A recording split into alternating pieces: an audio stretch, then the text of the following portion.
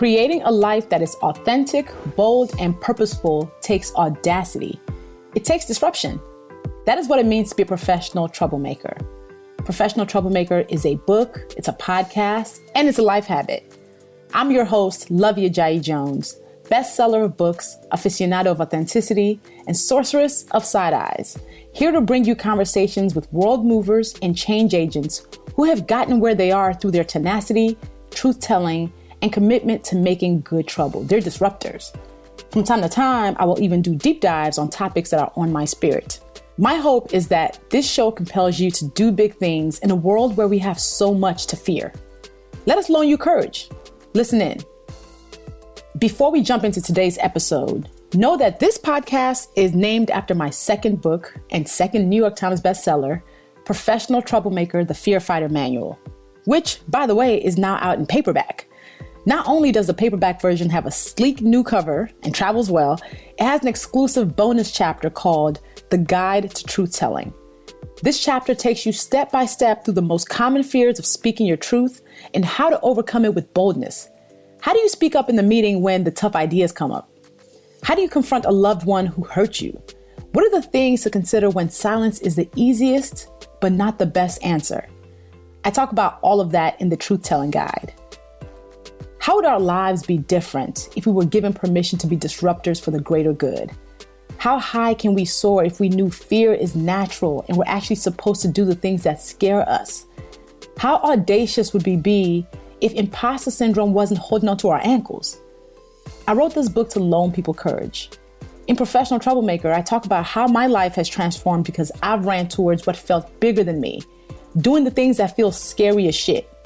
I simply think Professional Troublemaker is game-changing. And I know it. Some of the responses I've gotten from people who read it have just touched my heart.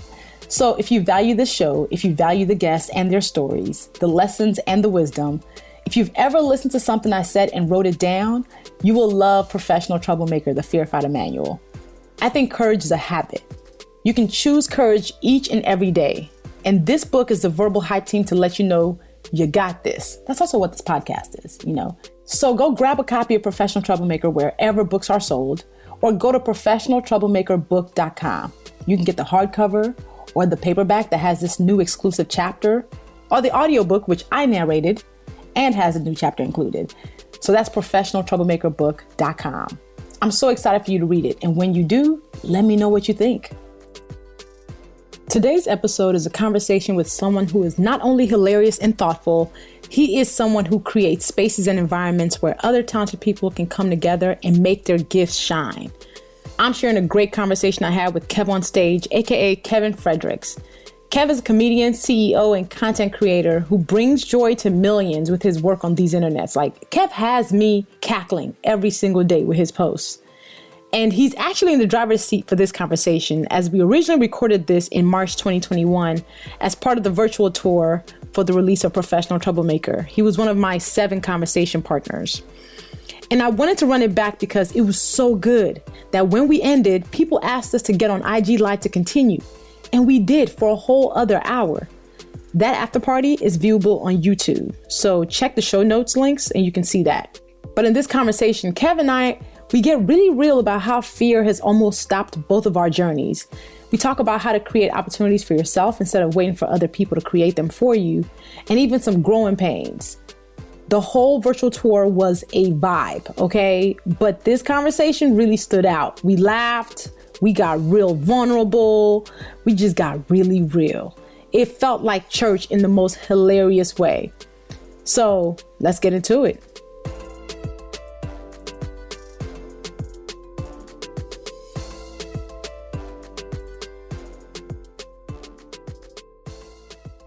Welcome, Love Nation. Welcome, stage crew. I am just ecstatic to moderate my good friend, Luvvie Ajayi Jones, and her new book, Professional Troublemaker. If y'all don't know, Luvvie and I have been friends probably since 2013 or 14 or 15, actually. If you're a way back KevOnStage fan and you remember Cartoon Scandal, Luvvie picked up, I believe, the first episode of Cartoon Scandal and wrote about it in her blog. I think she posted it on her Facebook, and it like literally took up from there. I've been following ever since. We've been homies ever since, and it is my pleasure to chat with her. Luvvie, how are you today? Congratulations on your book. How are you feeling? Man, listen, the book has lit up everything. I'm over here like, I don't even, oh Lord, it's a lot. It's a lot in the best way possible. Absolutely. And congratulations. Luvvie was recently married. She is just recently the best. I've just been so happy and proud of you. But let's talk about why we're here. Professional Troublemaker. First of all, your first book, loved it. Loved it. You are a God-given talented writer. Your book is as funny as you are. Your voice in the book helps me laugh. And you're New York Times bestseller. I remember they thought you wasn't gonna sell them like you did, Luvvie. And they know. Oh, they said, oh, they love it selling them books. Oh, let them pay her mama, got her off a mortgage, love it and retired her mama. We gonna give her another book. So my question actually first, Luvvie's allowed me to make my own questions. My first question is, Jordan Peele talked about after Get Out, he was kind of like, dang, I'm kind of afraid to do the next thing because I don't want people to, feel like I didn't do this thing. Did you have any of that fear switching from that book, which you promoted amazingly, and saying, okay, it's now time to do my next thing? Yeah. So, I mean, there's a reason why I took 4 years between books. I was like, how do I make sure I don't write a second book that sucks? Like I was like, book one was good. So how can I make sure book two doesn't suck? So I took my time in figuring out what book two was going to be about. Like I didn't want to rush it and be like, just for the sake of getting another book out. So I was like, I will write this book when I know what I want to say. And when I knew what I wanted to say, I started the journey for book two. But I think this book is even better than book one. Oh, what you talking, Luvvie? Why you think it's better? I do think it's better. I think it's a better book. I think it shows my growth as an artist, as a writer, as a creative. It is the book that I needed even more than I needed. I'm Judging You. Yeah. And, if we go 4 years after writing our first book, book two should be better. There's some people who come back and you'd be like, so what was you doing all this time? You was just not even doing what you were supposed to be doing. Like how you suck. So I didn't want people to think book one was a fluke. So I was like, let me make sure I only write a book when I got something book worthy to say. And that's what I did. What was the thing that hit you? Was it a moment? Was it a collection of feelings? What was the thing that made you say, this is what I want to write about. I'm now inspired. So I actually got the idea for this book when I was on the way to Paris for a speaking engagement in 2018. Okay. I was like walking on the plane and I was like, a line dropped in my head where I was like, I come from a long line of professional troublemakers. My grandmother was the one who I looked to. Mm-hmm. And I was like, oh snap. And let me tell you, before then, my book agent, Kristen Keene Benton from ICM, she was talking to me. She was like, okay, so what are you going to write for your second book? And I was like, I don't know. And she said, there's something about your TED Talk that you should focus on. Kristen is a real one. She's amazing. And she sent me a set of dominoes. Yep. With a note that says, here is hoping you be the domino for yourself too. Looking forward to whatever the second book will be. So I took the dominoes that she sent me, I actually put them by my computer. So I would see them every day.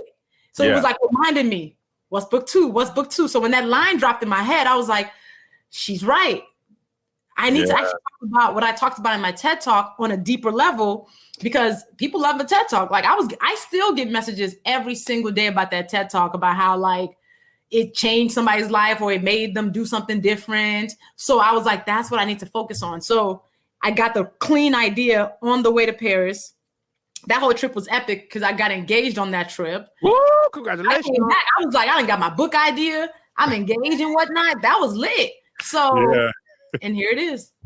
So tell the people who don't know, haven't had a chance to read the book yet, what is a professional troublemaker? I know you said you came down from a long line of those. I know your grandma was one. What was it about her that you saw that you wanted to write about and that's been passed down to you? I mean, we all know old Black woman who you can't tell nothing. You know her. Like who will cuss you out one hand and then be like, have you eaten? You do. We all know her. And my grandmother was definitely that. Like, she had the full spirit of uncheckable, just so loving and so kind. And she walked in the room and all the attention turned to her just because like that energy that she carried with her, the confidence she walked with. And professional troublemakers are people who kind of do that, but they're also truth tellers. They're the people who are saying what you're thinking, but you dare not to say for whatever reason. Yeah. You know, they're the ones who sit in the meeting and tell you that idea is not that good about that campaign you want to do. Right? They're the ones who tell your uncle who makes that terrible joke at dinner, like, let's not. Right. And I just think professional troublemakers are needed. We be out here, you know, we make the world better. And I think troublemakers look all types of different ways. And the reason why I chose the 7 people who I chose to be in conversation with me, including you, are I wanted to pick people who were making trouble in whatever space that they're in. Right. Like people who saw something that they wanted to create or something that they need and want, figured out that it doesn't exist in some type of way and then created it. And you Kev, like you're definitely a troublemaker in that way. Like you have KevOnStage Studios now. We here. Wow. We here. I came here for you. I said, man, I got to do Love and Right. She ain't home office for me. She's studios. Wait, Kev, first of all, just so y'all know, me and Kev been cutting up for the last 20 minutes before we even got on this thing. Kev came on talking about I couldn't just be in my house. I said, Kev, I'm in my house, but you know, you got KevOnStage Studios now. So you have to show up. Correct. Yeah, no, listen, man. You know, it's funny about that, and I'll take a little bit of time on me because you brought me up, Love. I didn't bring myself up. Yes. I don't even think I did it on purpose. People are like, "What made you do it?" Like, brother, I was hating from outside the club. I couldn't get in. I said, "You was hating from outside the club." Well, it was like, I want to be in this industry. I want to be in Hollywood. I want to make TV shows. I want to do this. And I was either auditioning and not getting it, but that really wasn't that bad for me. What was really hurting me was, this happened last summer, Luvvie. I met with somebody, right? I was pitching a show about a black church, right? Mm-hmm. A young pastor comes to a black church and he's got an old black church and he's got to turn it around and make it new, right? And a white man, okay. A white man told me, I don't think black people will get that. I said, how you gonna tell me? How you gonna tell me what black people will get? Maybe they will, maybe they won't. You don't know. I know you don't know. You can't tell me what we gonna get. And at that moment, I was like, I'm done pitching to people. How about I just make it? And then let the people who I'm making it for decide. Because what he was really saying is, and this is the other thing they got me, Luvvie. I don't know if it's going to go in Middle America. Just say white. Middle America? Who cares? Say white. And first of all, there's black people in Middle America. St. Louis, Middle America, blacks was up in there. Chicago, Middle America, black people up in there. Just say white, okay? So I was like, you know what? I'm good off of that. I'm gonna make the stuff that I want to see for the people that want to see it, and I'm gonna hire the people who I want to have in it, who are largely being overlooked by this. And I've had much more enjoyment in that. So thank you for choosing me. Before we even got on, you said something that was great. You said you need to find. We was talking about Zone of Genius, right? Yes. And I want to talk about that with you as well, because Big Leap Energy. You know, we all about that. But talk to me about firing yourself. I thought that really struck me when you said it just a little bit before we started. Yeah, because me and Kev were talking about just the things that you don't have to do. Like around us in this space, I think we're constantly thinking we got to know everything all the time. And I'm just like, you know what? I am really at a point where I am enjoying saying, I don't know. I want somebody else to do that because they're better at it than me. Yeah. And because we don't have to do everything. There's a chapter in this book called Fire Yourself that I wrote that really was also written for me because I have a hard time of firing myself. Okay. Right. I am a type A perfectionist who be like, I know a lot of good things. I'm really good at a lot of things. So then I assume that I can handle everything. Yeah. I end up being stressed out because I try to do my job and everybody else's job. So in this process and as I'm building my company, I am starting to see that I am better when I stick to my zone of genius. Yeah. For those of you who have not heard the book or read the book, The Big Leap, it's a big piece in there. But the whole idea is you have a zone of genius, something that you are amazing at, that you're better at than most people, right? Mm-hmm. Mm-hmm. When you do that thing, the rewards that you get are amazing. I wrote that chapter before I read the Zone of Genius piece. But really?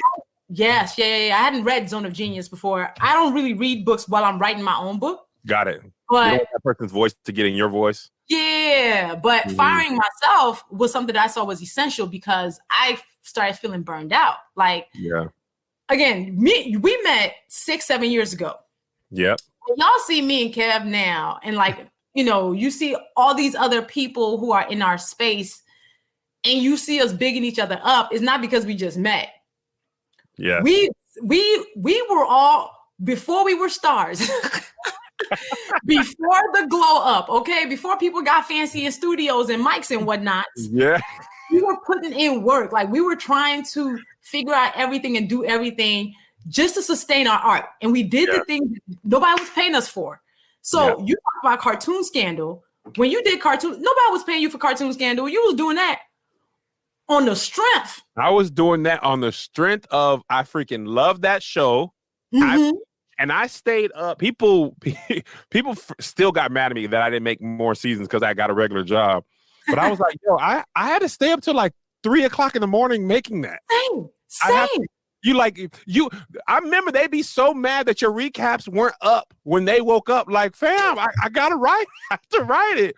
And I get it. I loved it. But like, you know, I was literally writing notes during the show, rewatching it, typing out the dialogue, animating, which wasn't really animating, singing, you know what I'm saying? Editing, all that myself. But that's because it was my zone of genius. Now I'm sitting in the studio.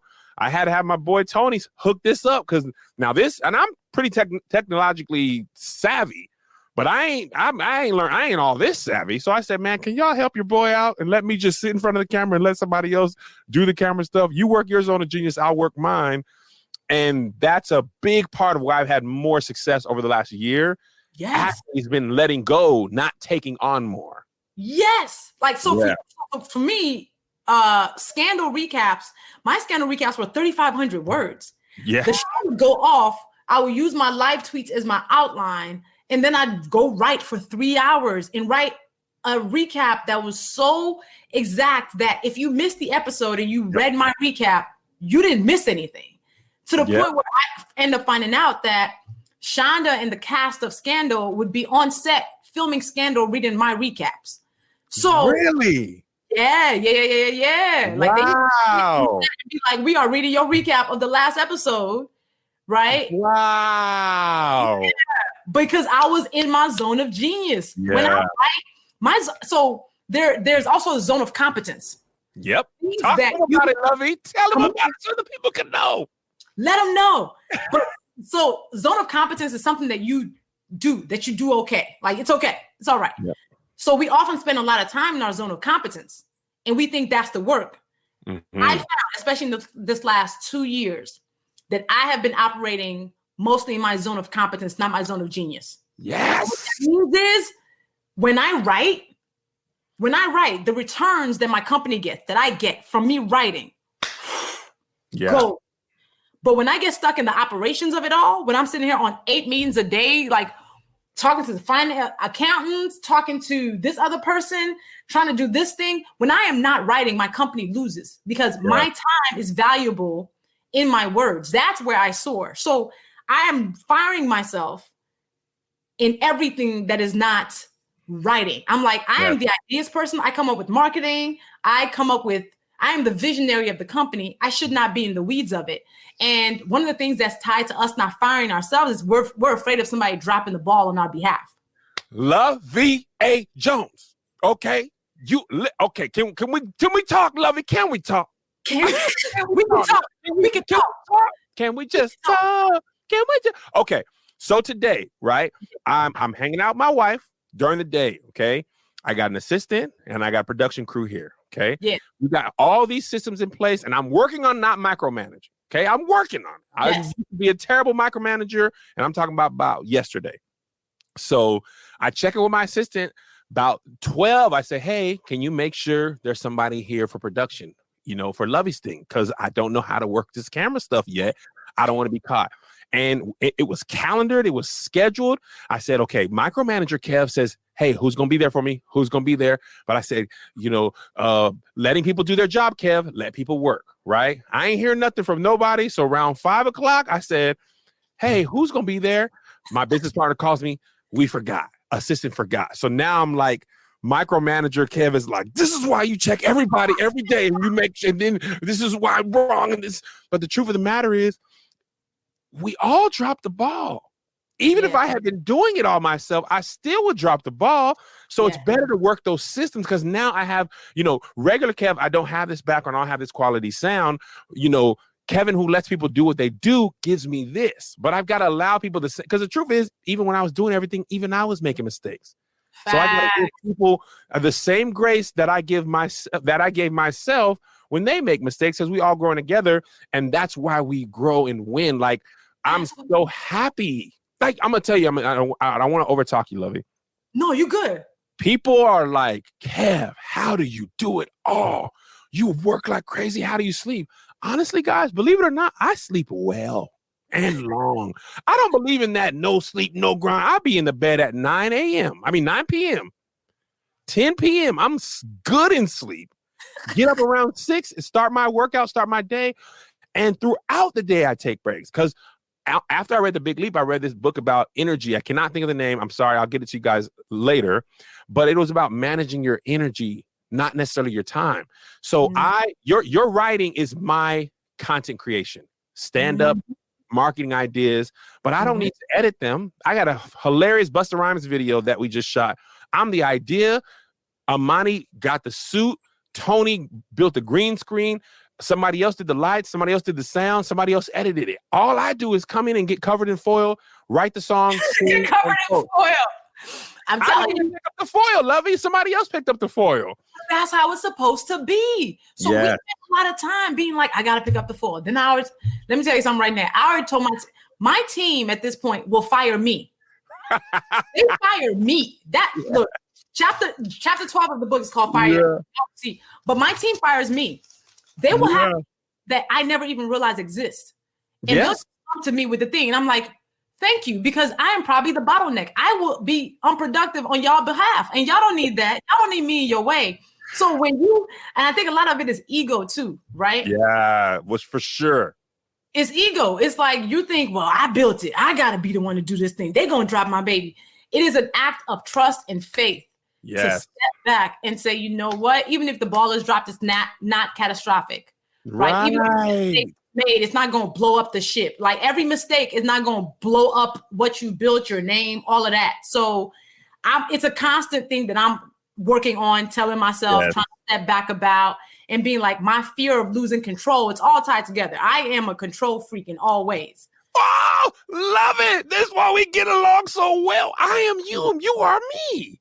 We get it. I got to touch it. Can I just touch it and make sure it works? Let me just, let me click. Let me hold the keyboard. Can I trust you? But let me have it on my side just in case it don't work. I know you feel it behind, but just let me hold it.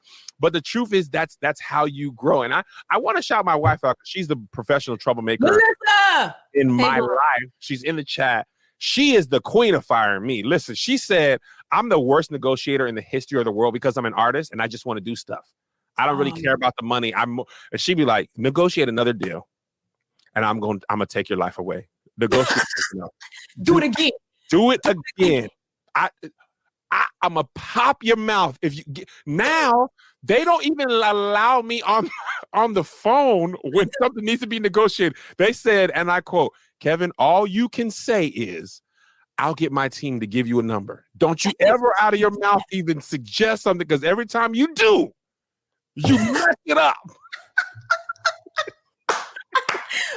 Shout out. Same. Okay. I am not allowed. I can't even be on calls on anything at all that have to do with money. Don't you have me, because I will overpromise myself so quick. I'd be like, yeah, I can do that. Absolutely. I would love to do that. And they're like, ma'am, is this even worth your time? Is this worth your time? My speaker's agent, emailed me last week and said, Luvvie, do you trust me to decline things that don't make sense without running it by you? And I said, Luvvie! I was like, go, Luvvie, go, Luvvie, go. Because my boy said this, and I'm just so excited to talk. Oh, my gosh. He said, your level of growth isn't by how many people on your team can say yes for you. It's by how many can say no. Because when somebody else on your team can say no for you, then you can grow. Damn, drag me. Damn, drag me. He came in my house. He had me under the covers. He was like, I'm going to talk to you. I said, because listen, but guess what though? My brother, who's my business manager and my personal manager, he is an outstanding negotiator. And when he took over for my bookings, I was getting $500 to do stand-up comedy. And I'm talking about Kev on Stage with a lot of numbers. He said, Kev, you're never going to get to $5,000 a show if you don't start saying no to 500. So while we're working on raising that rate, you're going to have to lose and take some no's. Otherwise, it's always going to be 500. So, and also keep in mind that 500, right? If they turn down 10 500s and you accept 5,000, then you made your money and you only had to work once. That's it. So you gotta, here's the thing. All money ain't good money, and all money ain't your money. Okay? All money is not good money, and all money is not your money. So you have to, that scarcity mindset that makes you say yes, yes, yes to everything because you don't want to miss out on anything is actually what's holding you back. Like that fear. Come on. Do a shout. Come on. Let it.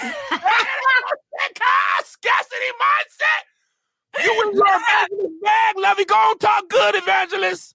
Come on. I'm trying to tell them. Look, all money is not good money because there's some money that you will get that will make you regret your life. You'd be like, why did I? Who said? Let me tell you something, Kev. Recently, it happened with me. I said yes to a campaign that already was lower than my fee. But I said, okay. They were like, we need you, Luvvie. And I was like, okay, it's Black History Month. Yeah. I said, I'm going to do it, okay? Yeah. I decided to do it. And let me tell you something. It's always the people who don't want to pay your fee, who want to scope creep and ask for too much. Already you ain't paying me my worth. Then you have the nerve to want to ask me for extra shit and make my life difficult. Then I go, you know what? It's a lesson. Once again, every single time that I betray myself in that way, I regret it. Are you a prophet? Are you? Because you are right in my life right now. You are literally, I'm sorry, people. I know this for y'all. I see your comments and whatnot, but this for me and Luvvie. This for me and Luvvie first. Luvvie, I'm talking about, so scarcity mindset for me will look like something that was the most money I ever made 2 years ago, right? Is the base now. And now I don't want to let that go. And now you talking about all kind of stuff. And I'm like, bro, I don't even do this for that no more. But because I was a poor little Black boy my whole life, I don't want to let nothing go. Now I'm on set, pissed off all day. Pissed. Listen, Andy Mineo said something that really convicted me. He said, never go to something you accepted with an attitude. Ooh. Do your best, and then when it's done, evaluate your priorities and don't let it happen again. That's it.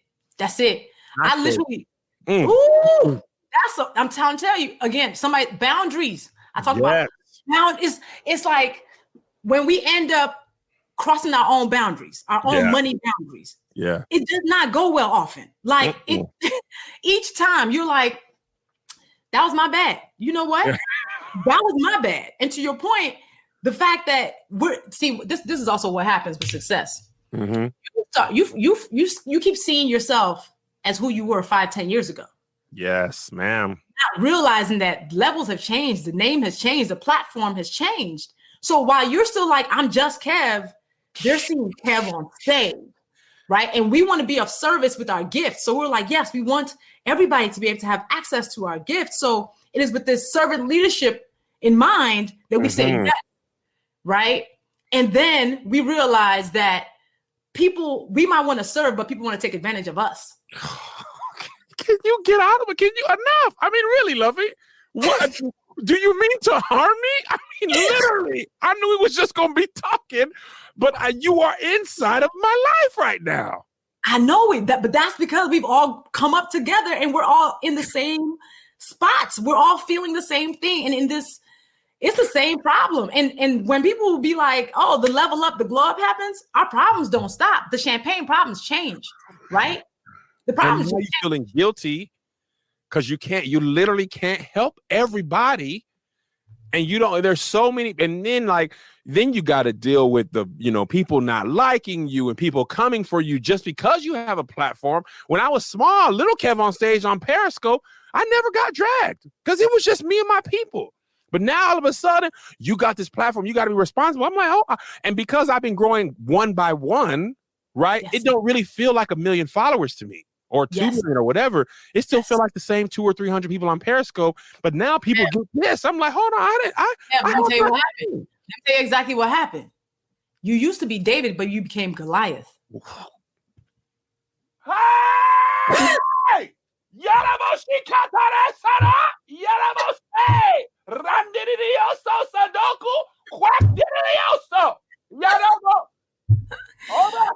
Let me tell you what happened. We used to be David, okay? We used to be David when we were the underdogs, when we were doing cartoon scandal and scandal behind our house.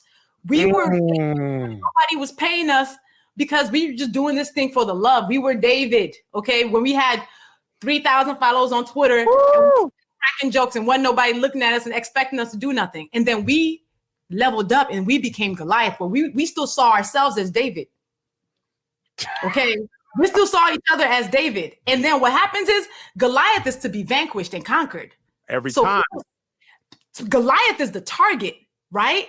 Yeah. So when you become Goliath, now you become the target. The people who used to cheer you on, who you've now passed in the career ladder, are now seeing you as competition. They see you as a problem. Yes, we are Goliath now, but we still see each other as David because we're humble, right? We just want to serve. We just want to give the world our gifts, but we didn't realize that we stopped being David. Whoo! Okay, listen, me and Luvvie could do this all night. Literally, I could do this for 3 hours, but I know y'all paid y'all money, and part of the experience is we gonna get to some of y'all questions. Okay, so I'm gonna do that, Luvvie, because I know we got to keep time. I got to keep time. People said, look, people in the comments like shouting. Okay, listen, I did not expect for this to hit me in such a way. I would personally request you mind your business, Luvvie. Okay. And leave me out of your prophetic word. I feel like the Lord was like, Kev, this is going to be for you, though. How about that? How about you think it's for the people and to help promote Luvvie's book? I'm going to use the prophetess right now for you personally, okay? So in an attempt to get the pressure off me, because I'm sweating under here, okay? I feel like Luvvie won't mind hers. I'm going to get to some of y'all questions. Okay, I'm going to read the first one because y'all have upvoted these. So I'm going to read this verbatim. Luvvie, forgive me, my LASIK ain't came in good yet. The question says, I feel like this is such an important topic. I'm sorry, let me read slower because I'm so excited. I feel like this is such an important topic for women of color in particular. Those of us in professional settings often have to temper ourselves, think twice, 3 or 4 times, and always be cognizant of how we're seen. Was there one incident that was the straw that broke the camel's back for you where you embraced your inner troublemaker? And that's from Bethany. That was not one thing, but I think I've always been the woman who did not internalize the fact that she was told she wasn't enough in the ways that the world might. For Black women, especially, like, we're told constantly to change something about us, that there's something broken about us. Yeah. That we're aggressive, that we too soft, we talk too much, we do this thing too much. Yeah. And I've been this girl since I was little. Like, I've been this person since I was like a young girl. Like, even if I got in trouble, I would always say that something was not true. I would be like, that's not fair. And I'd be like, I'll take the punishment. But here's the thing is, I think because I've been so sure of who I am, I think the truest versions of who we are is like us as 7. Before the world abuses it out of us, insults it out of us, traumatizes it out of us. The problem is I never stopped being this person. So I didn't have to re-find her when it was time.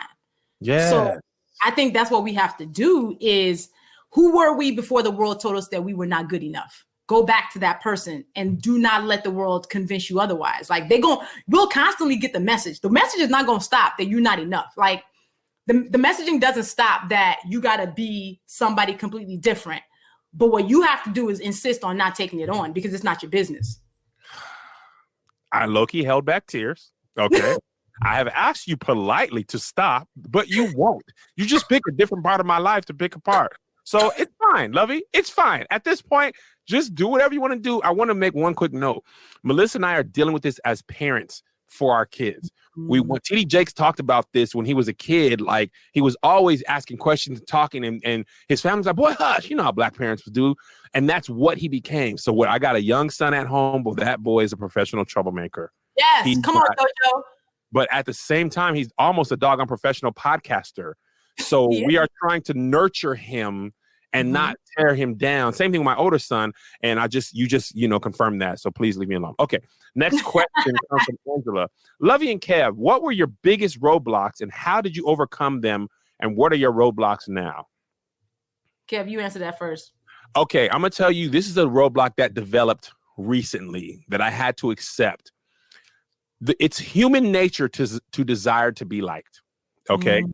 I was almost paralyzed with fear for a good couple of months in 2020 because for the first time in my career, I was not liked openly. I had never been dragged on Twitter. I've been trying to avoid it. And for the first time, something that I did with good intentions was taken as bad intentions. Yep. Something that I wasn't aware of, people were well aware of. I woke up to a firestorm of tweets and articles, and I said, oh, no, my control factor, I tried to control it. Sat my butt down in therapy. Amen. Luvvie, let me tell you what, wouldn't have made it without therapy in person. Never would have made it. You hear me? Never would have made it. Personal life, professional life, and married life. All blessed through therapy. My therapist said, oh, you think you can control how people see you. Once you realize that no matter what you do, you can't control it. You can't control whether people like you or not. And at the end of the day, that's not even your fault or your problem. Or your business. Present yourself as the truest version of yourself and let those who like. My roadblock was letting go of Christians not approving of how I live my life, how the jokes that I tell, and non-Christians approving of my other choices. Once I realized and let it go that people won't like me, people who used to like me will no longer, and they're gonna be vocal about it. People will bait me into stuff because my name is big, and you just gonna have to deal with it because the alternative is to work back at Boeing, which I'm not finna do. Then I was like, oh, now I can be myself. I give you permission not to like me. I give you, people be like, I'm disappointed in you. I disappoint myself every day, baby. Every day, baby. It's fine. I'm supposed to be eating healthy. Luvvie, did I stop by 7-Eleven right before this? Yes, I did. Did I eat kale? No, I did not. Okay. Did I see donuts in a thing that's probably 12 hours old? Yes. Did I eat them? You ain't special because you're disappointed in me. I disappoint myself, my wife, my kids, baby. I don't even know you. I don't even know you. No, Kev, you. My chapter 7 of this book is called Fail Loudly, where I talk about the time I trended on Twitter because people decided to drag me about some shit. Oh, you wrote about that, Luvvie? Kev. You wrote about it, Luvvie? I had to do it. Let me tell you, seeing my name trend on Twitter, you want to talk about therapy? I went to my therapist's office and my therapist said, you are exhibiting symptoms of PTSD. Really? Yes. Because somebody literally tried to destroy my career. Like not just somebody, multiple people tried to destroy my career. Yes. I mean, created a whole email address dedicated to trying to affect my money. And somebody literally posted on Facebook, I want to destroy her career. Wow. It was that deep. I didn't realize it was that bad. I knew it was bad, but I didn't realize it was that bad. when I tell you, there are publications that wrote pieces about me that I'm like, I would never give you an interview ever again in your life. Like, I can be doing your publications persona non grata about me. All right. Yeah. We do not keep our name out your mouth, fam. Like, we not speaking, we not talking. And the person who like lit the fire, I'm like, fam, I sold more books than you, but it's okay. Talk your talk. Talk it. Look. But honestly, what it taught me, and again, like y'all see me, and I say it's not my business, it still makes it hard. Mm-hmm. When you have arrows, thousands of arrows pointing at you. It knocked me off my square for a year. A year? Oh man. It took a toll on me in a big way. Like and I put all that energy into this book, and I was like, oh, don't worry, the best revenge is to come back and do this better. Listen. But to your point, one of the things that you just said where you were like, I'm a disappointment. I tell people, whatever pedestal you have me on, take me off it. I don't belong on any pedestal that you might place me on. I am, because you will set me up for failure if you think I would never disappoint you. I tell my fans that all the time. Do not put me on any pedestals. I am a regular person whose gift made room for her. Yeah. And who was able to build a career that she ain't planned because God's favor. Yeah. Okay. Yeah. I am not the person who is like flawless. That person doesn't exist, but I'm not. I'm petty. Yeah. I am cantankerous sometimes. Yep. I look like I have it all together. I don't half the time. Okay. Right. Me neither, Luvvie. I wore these pants. This is my third day in a row. I just can't stop. I just set them next to the bed and pick them back up. I'm sorry, y'all. That's what I'm saying. That's why I was like, bruh, let me tell you. I would never be the person who's like, I am going to be perfect. What I am is somebody who's learning out loud. What I am is somebody who is a forever student. I will make mistakes. I will say something you do not like and disagree with one day. It might be soon. I need you to expect me to make mistakes, because if you do not expect me to make mistakes, you are setting me up to fail for when I do. Because then what people love to do, again, with Goliath, is you want to knock them off their square, right? People love to humble us real quick because all of a sudden we big. All of a sudden we target. They want to bait us.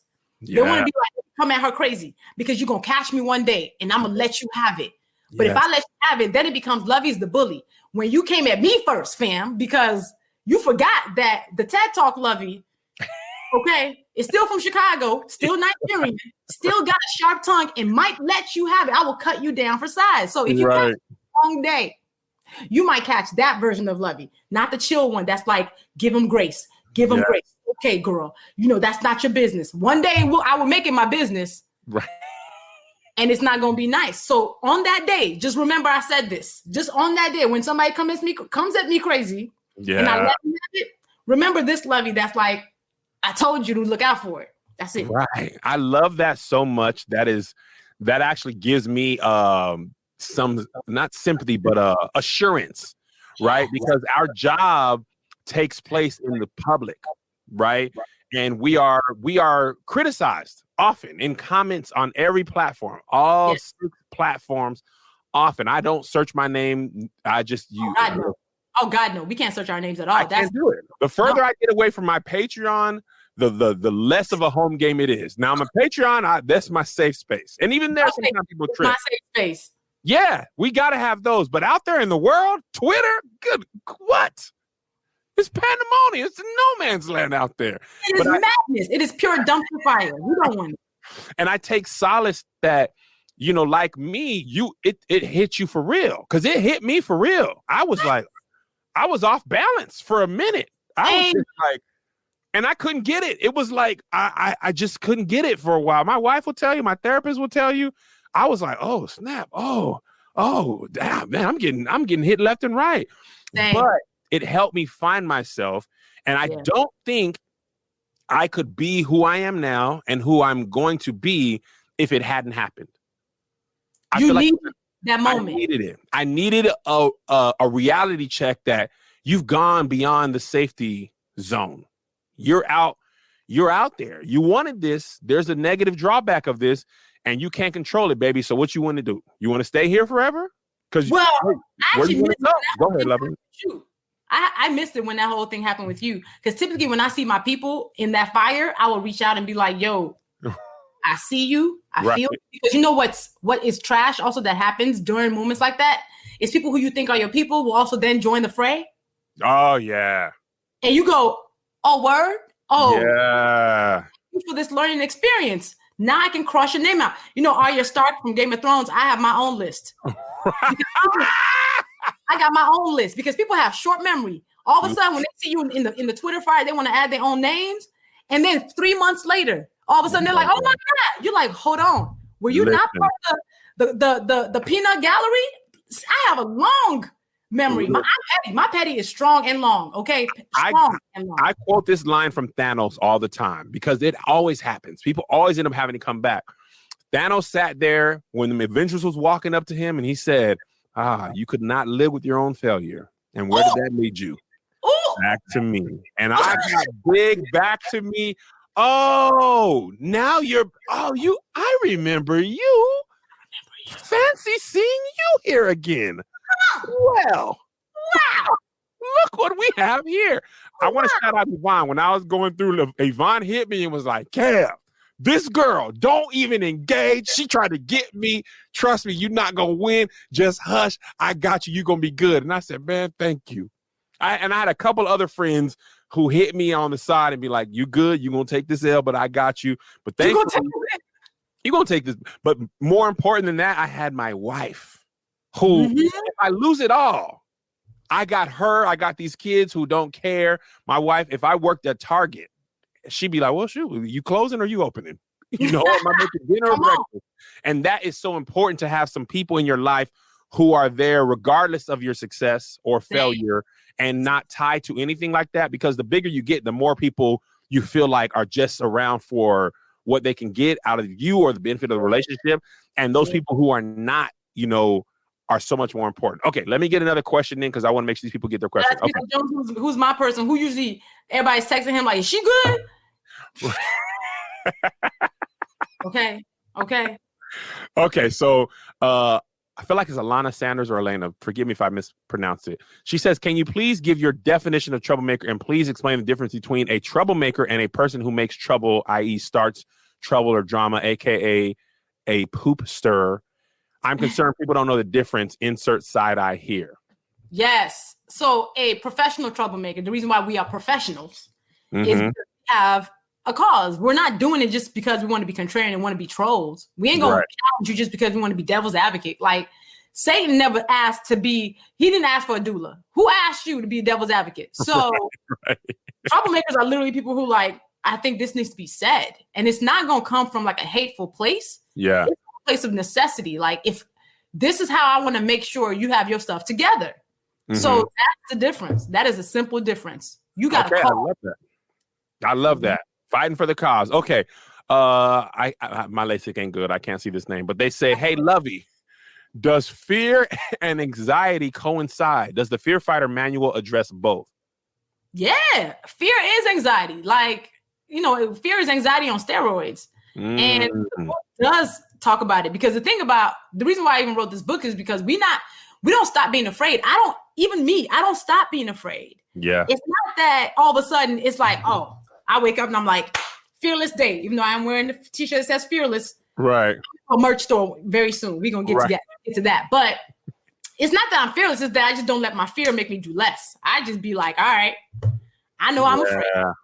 I'm going to do that thing anyway. And I think a lot of times we're thinking about the worst case scenario of what could happen if we do that thing. Right. But here's the thing. Don't opt out of the best case scenario because you're afraid of the worst case scenario that might not come. Okay? Say it again, Luvvie, because I don't think they heard it clear. Maybe it crackled. Say it one more time, Luvvie. Do not opt out of the best case scenario because you are afraid of the worst case scenario that might never come. You created a whole dragon in your head and that dragon don't even exist. Slay the dragon yourself, right? So ask for that raise. And the worst they can do is tell you no. That no is not going to kill you. The no will not leave you worse off, but the yes can have you be better. So that's why you have to do that thing. That's scary. Like you just got to be like, well, what if they say yes? What if they say yes? Listen, if you don't ask, it's already no now. It's already no. If you ask and it's no, then it's still what it just was. You can only really improve because it's already no. That's it. Listen, I talk on how to do this, right? So 2 years ago, we shot everything in my home, right? And I remember clearly we had shot a whole production day, and this person that I didn't know well was instead of leaving after their shoot, they sitting in our living room on the couch with their feet up, right? It was a white. My wife was like, we gonna have to get an office because I know what you're trying to do. My living space got to be my living space. The kids trying to go to bed, right? We went from my wife's office, which was our first recording studio. For 6-7 years, all I did was record on my iPhone in my house. We went to a small racism office where we got kicked out. Then we went to 6 weeks before the pandemic, our first official office podcast studio. And then the same year, Luvvie, same year, a sound stage, right? This whole time, most people are like, I couldn't do it. What if it don't work? And I'm like, but what if it do though? Because it's only because of these circumstances that this was available at this price. It's only because of the pandemic that I could do Keep Your Distance. I would have never thought of that, right? It's only because of that. These circumstances are not finite, right? Eventually the pandemic will subside. Eventually we'll go back to the world as we know it in some way. So either you capitalize or you don't and you miss it. And here's the thing, like to your point around that, my TED Talk is actually really what like convicted me to write this book because I said no to it twice. Because I was afraid. Yeah, Kev. I was afraid that I wasn't ready, that I was gonna bomb because they asked me to do it May 2017 was when they first came with the ask for the event that was in November. And I was like, yo, I ain't got no time because TED don't play about their stuff. Like they make you rehearse 1,000 times and you gotta coach all that stuff. And I'm afraid that I ain't got time for that. So I'm just going to let that be. They came back 3 months later. I said no again because I was like, ooh, the day of TED, I'm actually booked and busy. Because I was emceeing and keynoting a conference in New York. TED was in New Orleans. And they came back the third time, 3 weeks before TED. 3 weeks before TED. I was like, oh, I'm going to go kick it with my friends at TED for one day that I can be there. Cheer them on as they're doing their talks. So when I emailed them for a day pass, they was like, if you can come, we want you to speak. And I said, hey, man, I didn't ask y'all all that. I said, can I come? What? I don't want to be. And I literally was about to send another email that was like, nah, I can't make that. That's kind of crazy. I wrote the paragraph up and everything. It was like, oh, I ain't going to be able to make that. Hold on, Luvvie. After that, you said, matter of fact, I looked at the wrong date. My bad. My bad. I literally was about to send this email to be like, no, I'm good. Never mind. And I called my girl Unique, who we both know. Unique Jones Gibson. Woo, that's Jones Gibson. She's Professional Troublemaker of the Year in my book, 2020, 2021. That's the homie right there. And Unique said, and I said, so TED has asked me to do this talk in 3 weeks, which is crazy. Like I'm gonna have to write a whole new talk and memorize it and do all these things. And I don't think I'm ready for that because everybody else has had a coach for the last 4 months on their talk. They've had they rehearsed all that stuff. And Unique, it was a Sunday night. I was standing by my kitchen counter. And Unique literally was like, everybody ain't you though. She was like, everybody ain't about it. She right about it. She was like, you've been on stages. That's been your coaching. You have the credentials. So I need you to get off my phone and go kill this talk. And she hung up on me before I could even respond to her. Did she really? She straight was like, get off my phone, go write this talk, delete that email, stop playing these games, and like pressed end. And then send me a WhatsApp message that's like, you gonna do this talk. And I say, you right. All right. We need those people in our corner, boy. I'm telling you. Man. I was like, what Unique did in that moment was loan me courage that I didn't have for myself. Loan me courage? He loaned me courage that I did not have for myself. And that's why I wrote this book. Because I want this book to be what loans other people courage for those moments when they're like, I don't know if I'm ready for that, or should I do that thing, or should I have that conversation? I want my book and I want who I am to loan people courage and power in the moments when they're just about to say no to a yes opportunity that God had for you, right? Because imagine if I had not done that talk that now has 5.6 million views. Oh, man. That has gotten me so much money because I've gotten so many speaking engagements from it. That has made so much impact on people. Imagine if I was allowed to say no because I was afraid of bombing. Imagine how this thing that transformed everything would not have happened. So how many times in our lives have we said no to yes things because we are afraid of whatever, rejection, failure, success, disappointment, whatever that thing is. And it really had me being like, I need you to talk about that. I need you to get people to understand that you got to start being intentional about the fact that you're going to be afraid, but you're going to have to do it scared anyway. That's why I wrote it. Listen, that is, so powerful. So powerful. I the words escape me because it hit me so much. I remember, when I was a young comic, I was not afraid of bombing, right? I was not on stage. I was just Kevin Fredericks at this time. Nobody knew me. I was fearless, and I bombed. I'm talking about the hot L's, right? We keep your distance. I was kind of stuck, right? Little known secret. The best part about touring is I get to work this set out for, a month or two, get it, and then I memorize. Basically, it's like giving your same TED Talk over and over and over and over. Yep. It's on autopilot. I can tweak it and all that, but for the most part, the base is there. Pandemic comes. I got the stage crew whom I love. They pulling up to every Keep Your Distance. And the audience who's there is the same audience. All of a sudden, I can't do these same jokes every week. And I also can't do my same tour jokes because when I eventually go back on tour, I got to use those jokes. So you know what happened for the first time in my life? With the name KevOnStage, I got to go back to Fearless Kevin Fredericks. And guess what happened, Luvvie? I bombed. A Thanksgiving show, by the grace of God, it was the one show we didn't tape live, by the grace. And I took a hot pile of L to the face. I'm talking about took it. Nobody laughing. Friends in the audience looking at me like, I can't fake it. It ain't hitting it. And guess what, Luvvie? Nothing happened. Nothing happened. The next comedian came up, did their job. I came back 6-7 times throughout the night, worked the jokes up, and by the end, people had forgotten the bomb. And guess what it told me? I could still fail. Yes! As long as you fail valiantly.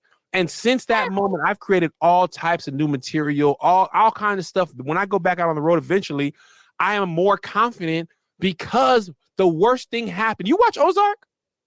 I love Ozark.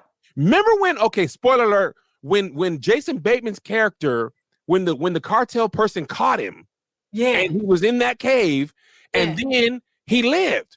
He came back, he was like, that's it. The worst thing I thought could ever happen happened, and I survived. It was like I was reimagined. It was a new awakening. The worst as I imagined it wasn't really actually that bad. It wasn't that bad. It's the dragon. It's the dragon. The dragon was never there, right? And the freedom to fail is also something we need to give ourselves. Yeah. I named that chapter "Fail Loudly." You have to know. Just wait for the fail. Like it's not a matter of if you will fail. It's a matter of when.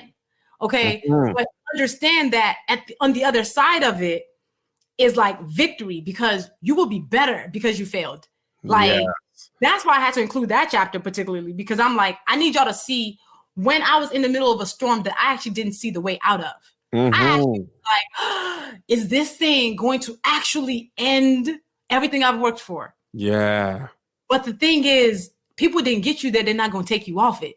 Your purpose is bigger than what everybody going to say on Twitter and what somebody who don't like you, at your job says about you. Yep.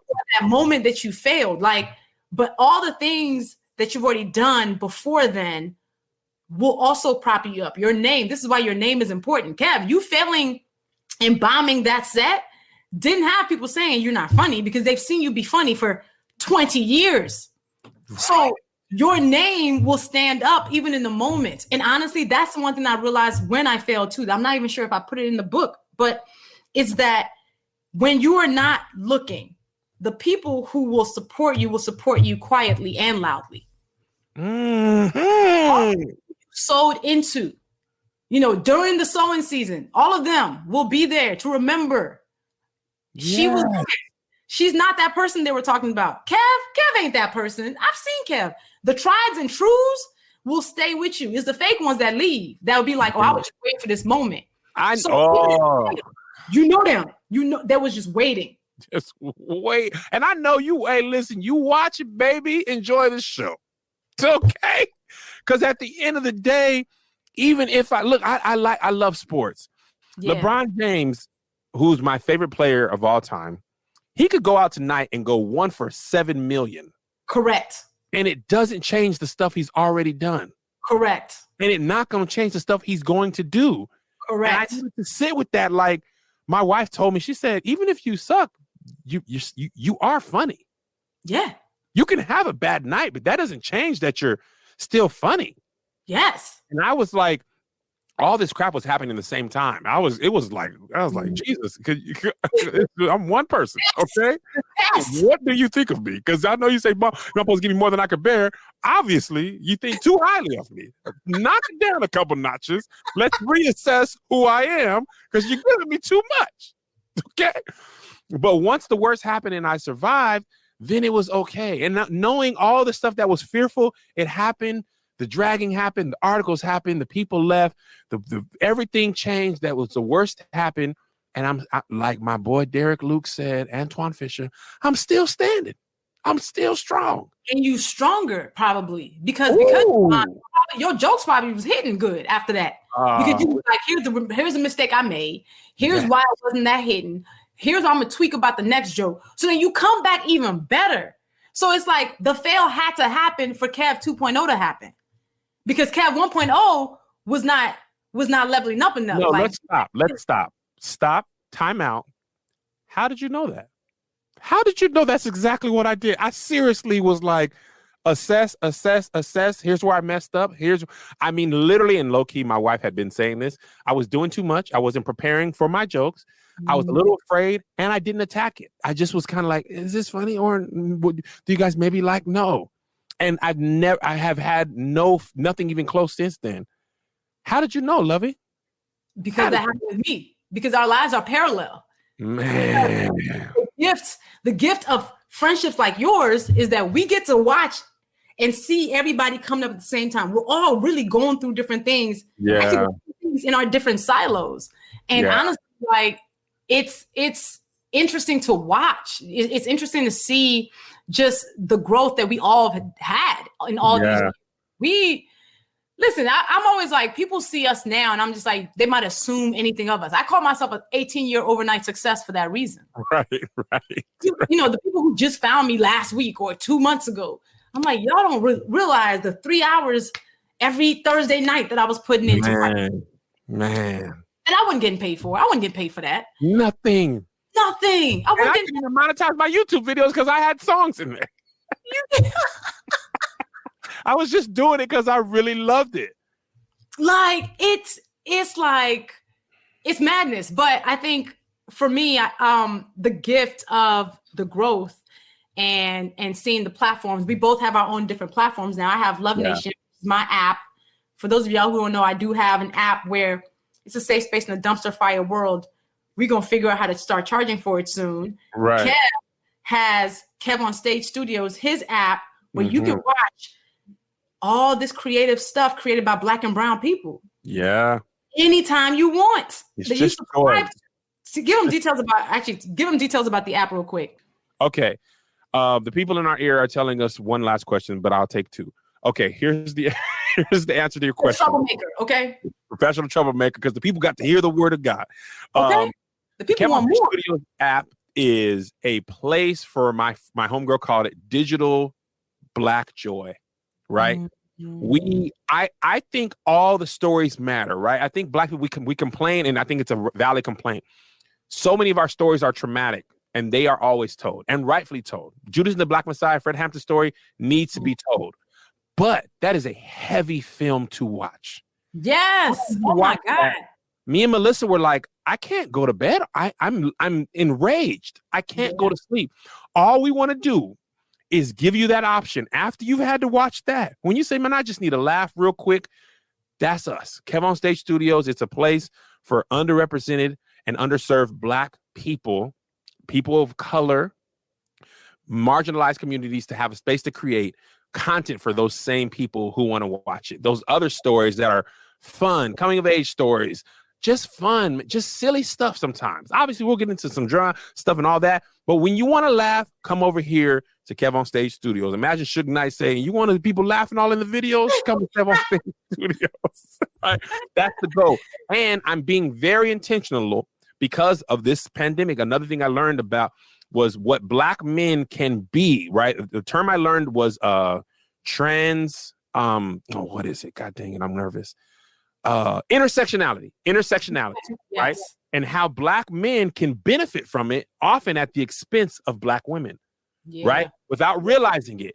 And I had to ask myself, what can I do to change the balance of that? What part can I play? First thing I did, I hired my homegirl, Angel, to be a co-host on my podcast, right? I know 100 Black men that could have replaced her. I don't know that many Black women. What I needed to do was be intentional about replacing a man with a woman, right? Doggone best thing ever. This woman is funnier than me, quicker than me. She can hold her own weight. She had her own audience. She was a doggone godsend because I was doing a podcast by myself, dying, Luvvie. And she came and breathed new life into the whole thing. And I called her. I said, how can I amplify your voice? That's what I asked her because I learned that when I was learning about intersectionality. But from my cousin, who's 10 years younger than me, 10 years, she taught me about it. She sent me a research paper by a Black woman from Chicago, maybe. I don't want to be wrong. But that's what I did. First show we ever produced on the app. The first show that we produced is for a Black woman, Keisha E. It's called Black Card Off Layaway. Keisha is a Black girl from Detroit who missed out on all the Black movies, literally all of them. Don't know how to braid, play dominoes, fried chicken. And I said, guess what? Every Black person has something that all Black people should know how to do that they don't. At least, and there's one or two movies that we haven't seen. We don't say it loudly, but there's one or two. That's the first show we created because I wanted to be intentional about creating, you as the star of something and using my platform to lift other people up. Because it's, for me, it's not just making KevOnStage this big name, right? It's for, hey, let me lend my name to you. Let me lend my platform to you and let you have the artistic choice that you want. She had that show. I didn't go tell her what to say and how to say it. I said, girl, this is what we developed together. Do your thing. Right. And I'm so excited about that stuff. So you can go to KevOnStage Studios on any app platform and get that. You can get it by the year or by the month. Okay. For my one question, since we only have one, I'm trying to decide which one I want to do. Somebody said they can't cornrow or double dutch. It's okay. I can't either. We did both of those episodes. We literally did how Black women learn how to braid to the head and learn how to double dutch. Literally both of those. Okay. I think this is the one we'll end with if we must end. Okay. Love you. What? People was like, wait, hold on a second. People was like, y'all want to do IG Live? Listen, I don't mind, Luvvie. I don't mind. When we get off this, we can get on IG Live, Kev. We are literally professional troublemaking right now. We are right now. What new things have you learned about yourself during the process of writing this book? I thought that was a good one. That's a good one. What new thing have I learned about myself? Woo! Oh man, I feel like the book in itself is a new thing that I learned about myself. But I would say that that my need for control is a form of anxiety. I said yourself, Luvvie, not me. That I actually do Say more about that. Yes, the need for control is a form of anxiety because anxiety comes up when you are not sure how something will pan out. So that you take it on and say, if I am responsible for it, it will pan out as good as it could possibly pan out. Wow. And I was like, oh snap, I think I have anxiety.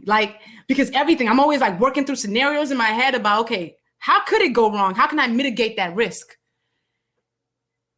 And it is something that I realized in as I was writing this book and as I was putting these words on paper, I was like, oh, okay, this is the way that I try to make sense of my world. This is the way that I try to have things go as well as possible. And it is something that I'm trying to figure out how to work around. It takes us back to where we started with firing ourselves. Personally and professionally, I definitely have, I will ask 1,000 questions. I need to see it on paper and then I'm go, okay, that's the plan. Now I feel better. That's actually what makes me that's part of what makes me a good writer, is that I process everything in black and white. I gotta see on paper, and that gives me comfort. That lets me move forward with the idea that there's a plan in mind. Woo! Man, you've been all in my business all night, man. All night. I mean, you literally been in my business all night. But you know what? I'm grateful for it. So that concludes our... I will say this, though. One more thing that I'm going to say that I need you to do for me. If you loved this conversation. Yeah. Because I am committed to hitting the New York Times bestselling list. Not just because I want the bragging rights. Mm-hmm. That's nice. But because if I end up on the New York Times bestselling list again, 2-time bestseller, it puts me in a new class. What that does, it now opens up the doors for more Black and brown people to be able to be taken seriously in publishing. Yes. In the category that I'm in, that Professional Troublemaker is in, it's considered the How to Advise Miscellaneous column. It's one of the toughest categories to be in for the Times list. Okay. There are very few Black people in that list. Actually, right now, if you looked on that list, none of us are on that list right now. Wow. Zero. There's 0 Black people on that how-to list right now. And if there is, they made like a cookbook. If that, I don't even think that exists. So I need your help to get this book on the Times list. By y'all coming here, you already bought a copy. Mm-hmm. By y'all having the ticket, you already bought a copy. Buy another copy of the hardcover today. For a friend, for a family member, for a sister who needs to. You know what, Luvvie? I'm gonna go interrupt you. Liz, I feel like a pastor at a revival. Come on. I've been so moved by this conversation and what you poured into me. You know, listen, we already bought 100, me and Liz. Y'all did. Thank you. You know what, Luvvie? Put us down for another 100. Come on. Put us down for have King Luvvie. And I want to give it away to Melissa's book club or Patreon or Luvvie, however you want to give it away to people who want it, who ain't got the means, women, whatever. I want to sow into good ground. As my pastor, I want to sow into good ground. When you see, and you done spoke enough into me on the night. I got to talk with my wife about it, but I'm pretty sure she won't allow me. She in here somewhere. We're gonna sow another 100 into the building fund, into the Prophetess Jones. Because I feel like God used you tonight for me and for the people listening. We're gonna do another 100. You know, get my pocketbook, get my checkbook. Come on. And I'm man of my word. We're gonna give them away however you see fit, Luvvie. Yes. On behalf of the Stage Crew and our support, Stage Crew International Church. On behalf of our community of Black people, we want you to get to that list. I don't know how many copies got to be sold to make it. Come on. But I'm putting another 100 on it right now. We believe in God that we're going to get that bestseller in the name of Jesus. That's what. Come on, Pastor. Yeah, that bullshit. Y'all was talking about where can you put in the collection plate? That's how you put it into collection plate. Even if it's 1 copy, even if it's 2 extra copies, buy a copy on today. Today. Tell somebody to buy a copy of this book. I need this book to fly. I need this book to soar because it goes beyond me. This book will open gates. This book is a trailblazer. I am blazing the trail. You know why there's no blurb on the cover of this book? Because there was no Black woman who's in this category who could blurb this book. The back has Issa, but Issa's not even in this category. She's in nonfiction, hardback. I want to be the person who can now blurb somebody else's book because I love it. So, man. Amen. We believe in God, Luvvie. Amen. And leave a review on Amazon, on all these places. All of it matters. And Kev, you just blessed my spirit. I had to, Luvvie. You've been a great friend of mine. You supported me before you even knew me. And it ain't nothing. It's just, as my first pastor, Elder Suffolk and Bishop Elder Carr said, it's just nice to be nice. Come on. And it just means so much to me to be able to have the means to support my friends who I know are doing. It's such an important thing. And I know your heart's in the right place, right? It's not about Luvvie getting rich. Luvvie ain't chasing no dollar. Luvvie gonna be all right. And I just want I want you to be able to loan courage to 100 more people, because if 100 more people are courageous, imagine what they can do. My mission is to loan courage to 1 million people with this book. I want this book to change 1 million lives. That is the audacious goal that I am putting out. And so that 100, you just got me even closer. Thank you. Come on. Y'all, we had a good time. And we really do have an additional hour of our shenanigans that you can watch on Kev's YouTube channel. It's in the show notes. Definitely worth your time because, this conversation, y'all should have seen the comment section. It was lit. So check that out. If you don't follow Kev on social, please fix that immediately. He is at KevOnStage everywhere on all platforms, Instagram, Twitter, Facebook, and he stays dropping hilarity from the mundane to the really thoughtful to the really deep. And Kev is all wholesome, he a church boy. But what you really want to do is download KevOnStage Studios in the App Store.